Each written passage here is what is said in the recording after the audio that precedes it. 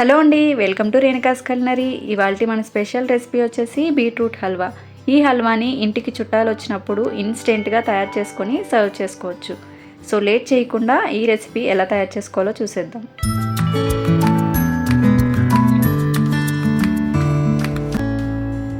ఈ బీట్రూట్ హల్వా తయారు చేసుకోవడానికి ముందుగా ఒక 2 పెద్ద సైజు బీట్రూట్ని తీసుకొని పైన ఉన్న తొక్క మొత్తం తీసి ఇలా చిన్నగా తరిగి పెట్టుకోవాలి.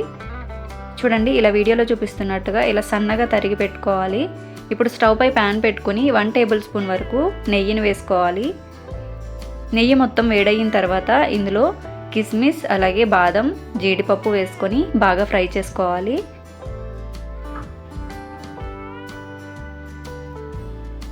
చూడండి, డ్రై ఫ్రూట్స్ అన్నీ బాగా ఫ్రై అయిపోయాయి కదా. ఇప్పుడు వీటిని సెపరేట్ ప్లేట్లోకి తీసుకోవాలి.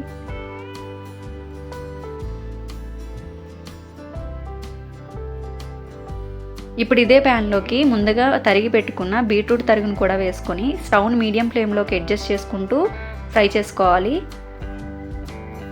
ఈ బీట్రూట్ తరుగు అనేది సాఫ్ట్గా అయ్యేంత వరకు ఫ్రై చేసుకోవాలి. చూడండి, బీట్రూట్ మొత్తం సాఫ్ట్గా అయిపోయింది కదా. ఇప్పుడు ఇందులో కాచి చల్లార్చిన పాలను వేసుకోవాలి. నేను తీసుకున్న పాలు 200 ml వరకు ఉంటాయి. ఈ పాలు వేసుకున్న తర్వాత అలా కలుపుకుంటూ దగ్గరికి అయ్యేంత వరకు ఉడికించుకోవాలి.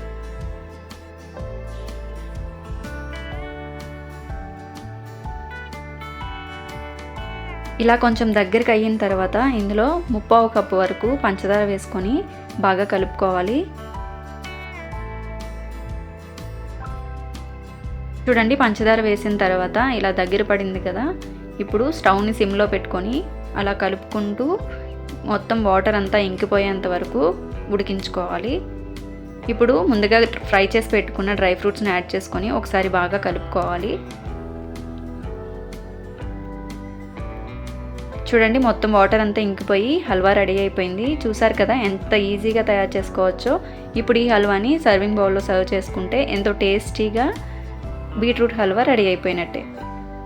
మీరు కూడా తప్పకుండా ట్రై చేయండి. అలాగే ఈ రెసిపీ మీకు నచ్చినట్లయితే ప్లీజ్ లైక్ చేయండి, షేర్ చేయండి. మీరు కూడా ట్రై చేసి ఎలా వచ్చిందో కామెంట్ బాక్స్లో కామెంట్ చేయండి. Thank you for watching and please subscribe.